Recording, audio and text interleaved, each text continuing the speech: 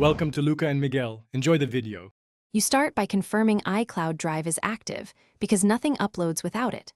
Once done, make sure the audio is a non-protected file like MP3 or AAC on your iPhone, or send it via AirDrop from a Mac. Next, open the Files app and browse to iCloud Drive. That's where the song will live. This avoids Apple Music DRM issues. Only unlocked files can be added. Make sure you have enough iCloud storage before proceeding.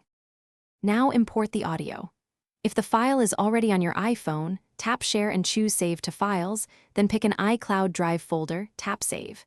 If the file comes from elsewhere or needs conversion, use GarageBand, import the audio track, export as a song, then save to Files right arrow iCloud Drive.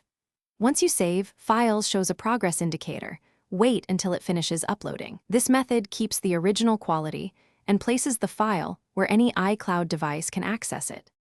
Finalize by confirming the file preview and that there's no upload spinner. Once finished, the song is in iCloud Drive and accessible from other devices. If it doesn't appear, make sure you're on Wi-Fi, toggle iCloud Drive off and back on, or restart the Files app to force a sync. One key troubleshooting tip: if a track won't save, it's likely DRM protected.